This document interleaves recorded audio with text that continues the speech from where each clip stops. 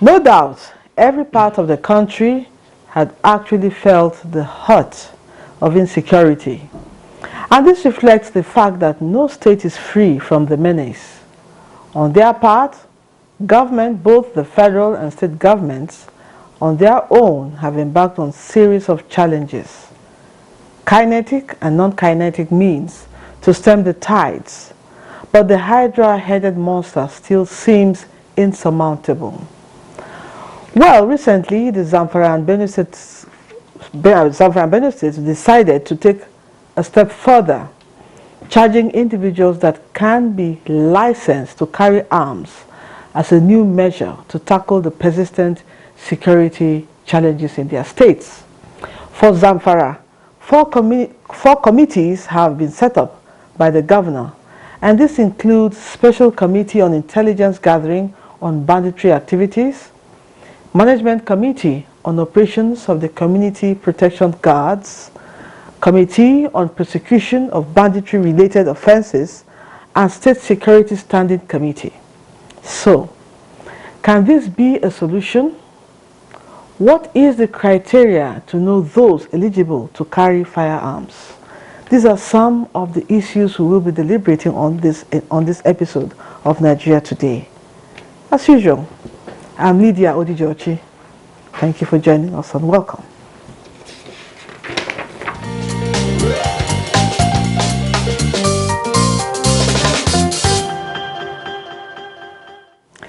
Joining me to discuss new measures to tackle insecurity is Wilson Inalegu, retired Assistant Inspector General of Police.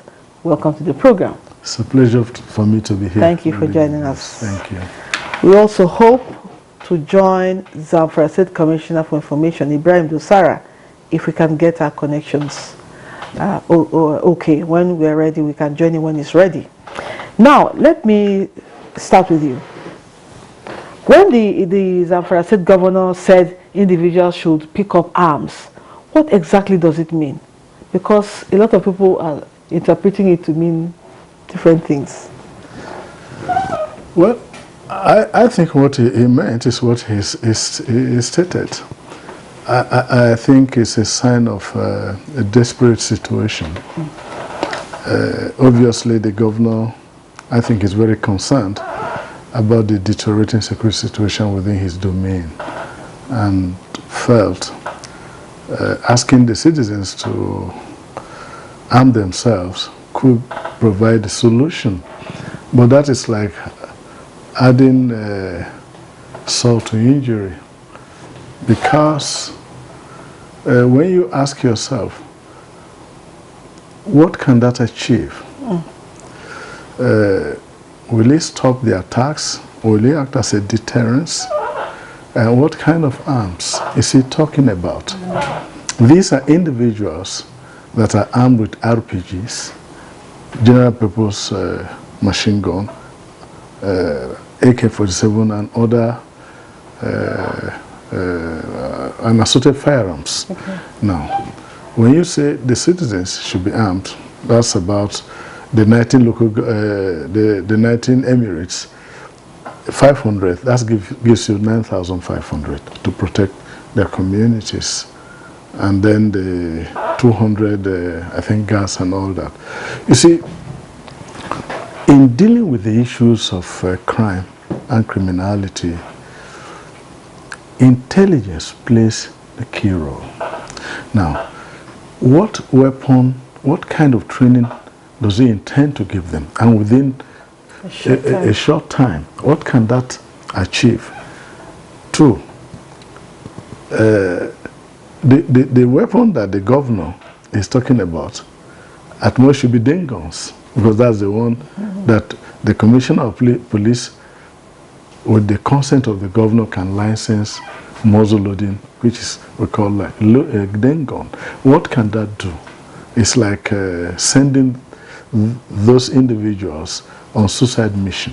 Okay. But I like the second part when he talked about intelligence. Who are the informants among the citizens? Who are those carrying out these attacks? How do you get to them? You see, what intelligence can accomplish is awesome, it's great.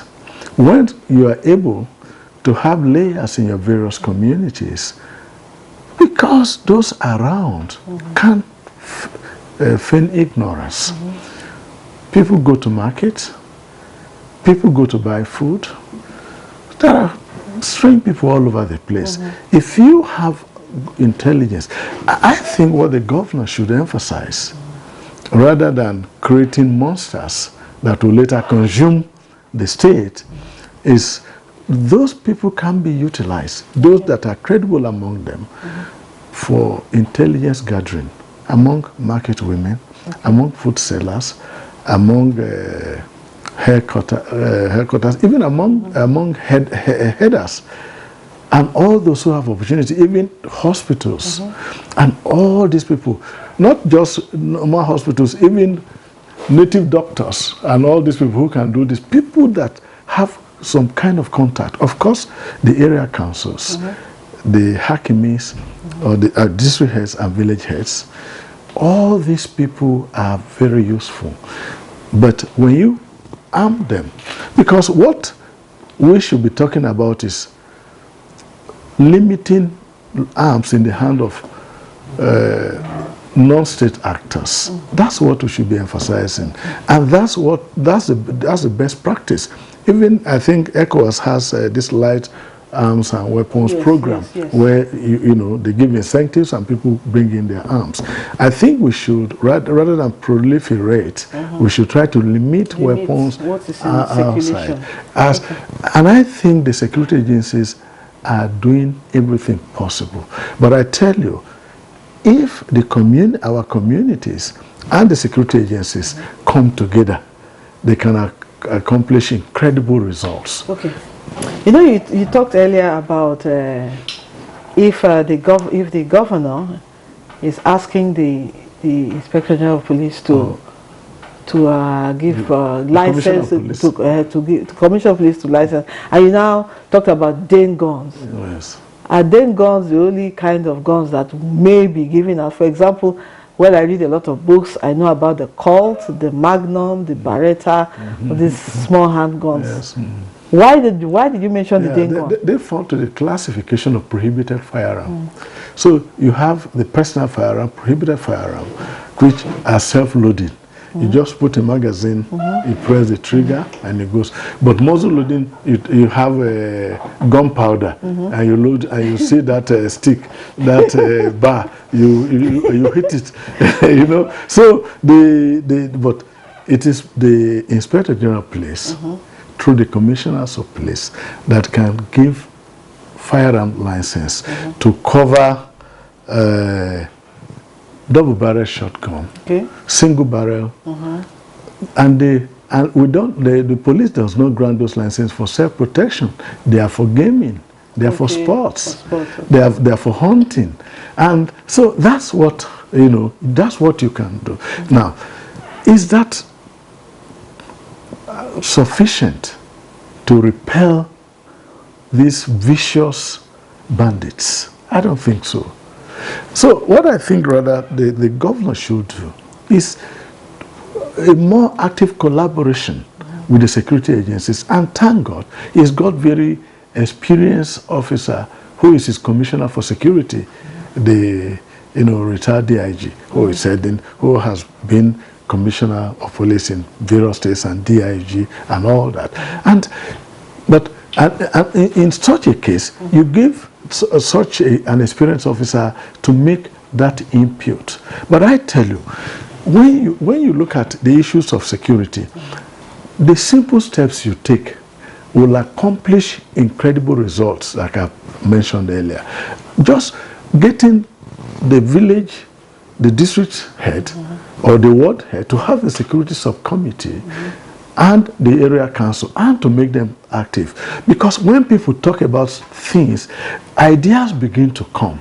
It is only when those ideas come, you can utilize them. As huge, as enormous as these security challenges are, I believe we can do simple things to achieve results that will guarantee security of life and property. Because these people are no spirits, they live among us. And once you have this intelligence and they are passed to appropriate security agencies, they will craft operational strategies to be able to deal with those. And this thing also calls, I know it's not time to be patient, but it's still time to be patient.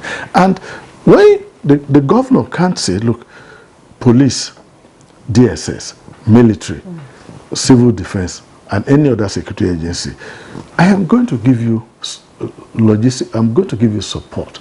But if I'm going to give you support, I must have credible evidence that these security agencies have synergy.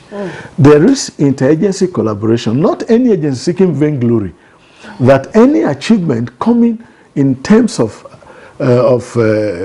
reducing insecurity in Zamfara State is a collective responsibility or achievement of all security agencies. And what they can do is, DSS brings an information. The police is supposed to act on it. And now, have you people discussed in your technical meeting? So the governor can use his position to encourage that any support I'm giving, I will ensure that there is synergy among the security agencies. Okay. And then also, by the way they conduct their business, by these meetings and getting everybody on board, you get public trust and confidence. And once this happens, crime will begin to come down. But I'm telling you that in many of these places, the local government security committee, they meet when there is an attack and everybody come together. And in some places, even in the state, the structured meeting, the organized meeting they're supposed to have, either monthly or 3 months, they may not have until there is an incident and everybody start running helter-skelter. As usual. But, yeah, but so what is important is the governor can call the commissioner of police and say, look, we are having this challenge in Zurumi. What have you done about it? And the commissioner comes, this is happening, this is what we are doing. We have this collaboration with the DSS, we have that collaboration with the military, and then and he should have meetings almost quarterly, meet with the commissioner of police. Look at, this is what you told me in April, and you told me by June you are going to accomplish this, and you begin to begin to look at, has he been able to accomplish what he promised? Because he said, if I provide him with 10 vehicles, 10 Hilux pickup, if I provide the personnel on the patrol with a ration cash allowance or provide them this, they will be able to, the road from this Gusau to this place, they will be able to reduce incidents of kidnapping and robbery. Have they been able to achieve it? And then you base what you give them to be result-based budgeting, result-based support. And these things are very easy. Once you do them, the result come. But they look simple. But when you give weapon, you begin to create warlords.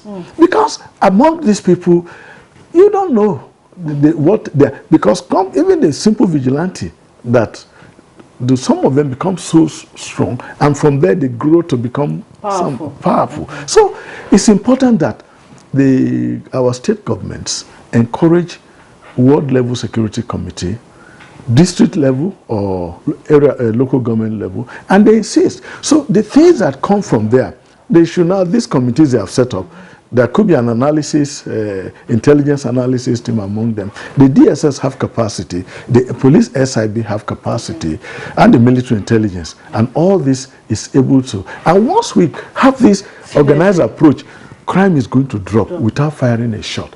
Wow, that's wonderful. We'll take a break. We'll come back to talk more about firearms, sophisticated ones. Okay. This is NTA News 24 broadcasting from Abuja. You can watch us anywhere, anytime on the following platforms. Start Times Channel 101, Freak TV Channel 703, GSTV Channel 419, and Go TV, channel 46. For more information, log on to our website www.nta.ng or join us on our social media handles, Facebook at NTA News 24. For comments, suggestions and inquiries, send an email to news24@nta.gov.ng or call us on the following numbers. NTA News 24, news and more news.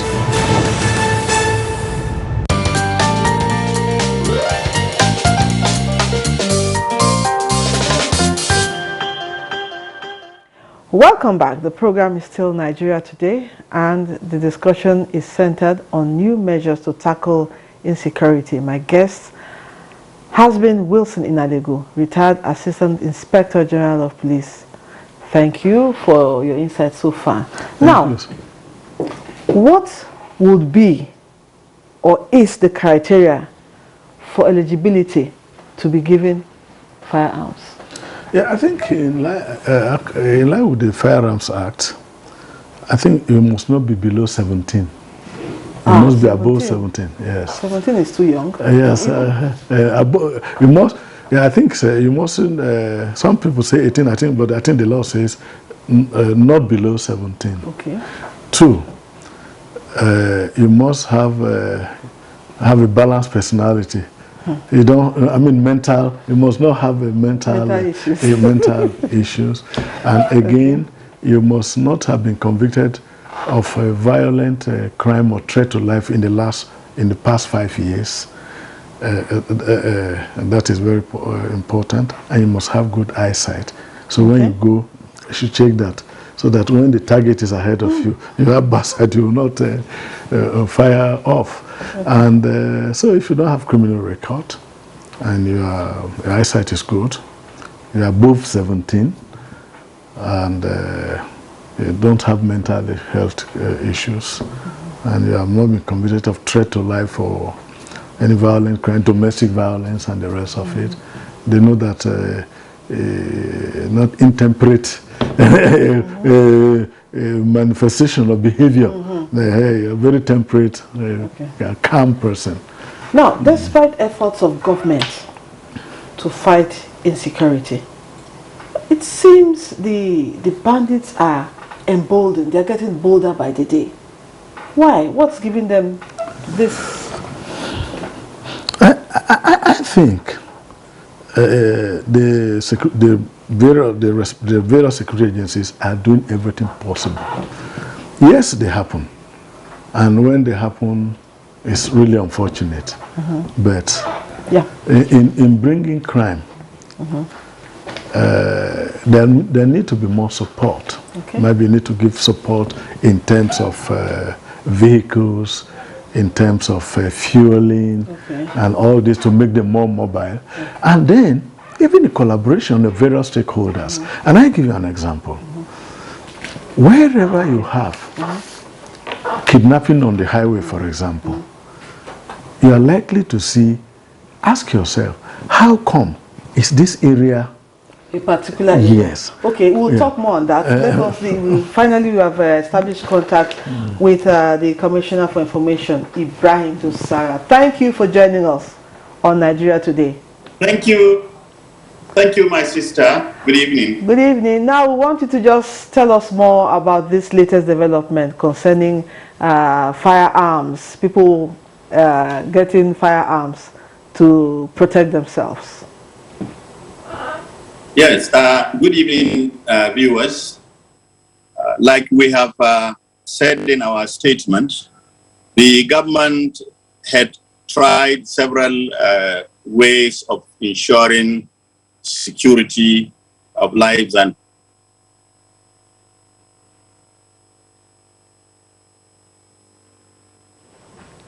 we hope to reconnect with him. Can you hear me?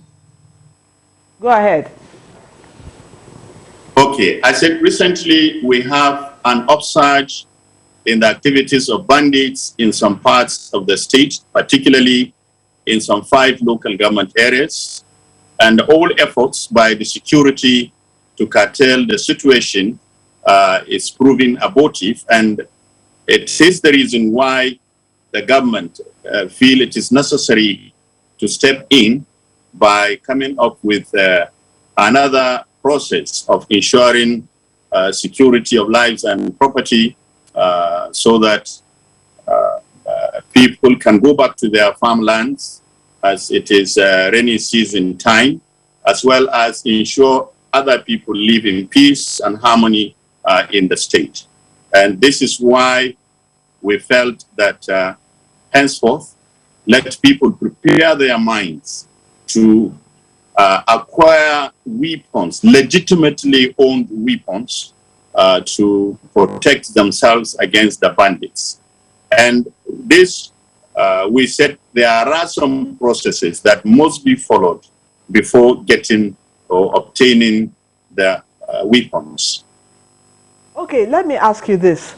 Some people have said that for the state governor to announce such, it may be or it may be showing a level of helplessness. How would you react to that? Sorry? Some people have said that for the state governor to make this announcement, it shows the level of helplessness of the situation. How would you react to that? No, this is not that. Remember when the government assumed power about 3 years ago, at the early days of the government, we embarked on the dialogue process where we engaged the bandits, and many of them surrendered, and we had peace for almost a year, not only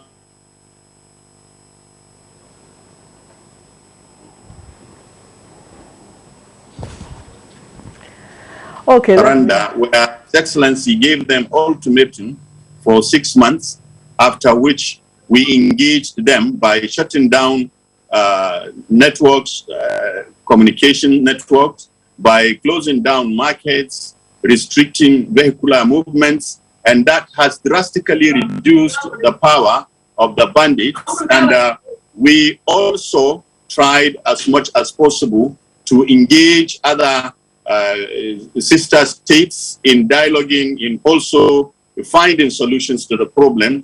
In fact, the government of this administration went far to Niger Republic to create and have a synergy with that country to block the bandits from having access to the weapons they used to get. And that has also helped significantly.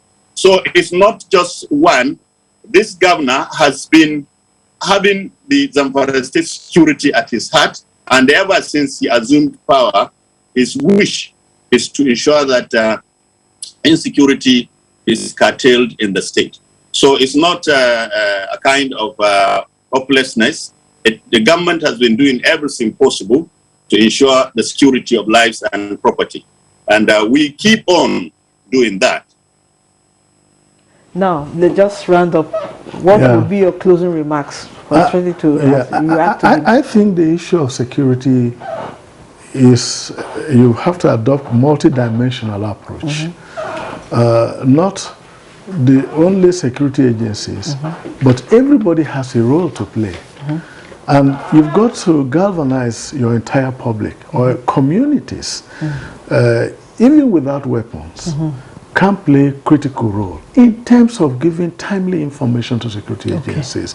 And security agencies having the capacity, providing them the logistics to robustly respond to critical incidents. Sophisticated weapons that would match those. Yeah, you see, how many times have you had that the police and bandits are exchanging fire?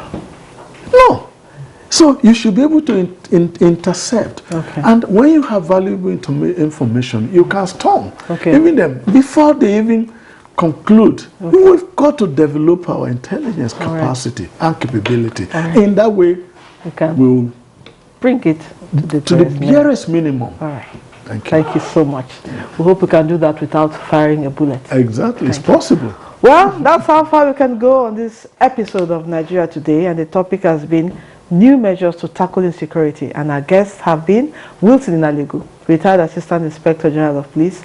Thank you for joining us. It's a pleasure for me to be. And the Zamfara State Commissioner for Information, Ibrahim Dosara, who joined us via Zoom. Thank you very much for your time. Well spent with us, even though brief. Thank you. Thank you very much for giving me the opportunity. All right. We also thank you, our viewer, for always keeping the date on the program. You can watch these and other episodes of the program at www.youtube.com/NTN News 24 Hub. Thank you for watching. I remain Lydia Odijochi saying, see you next time.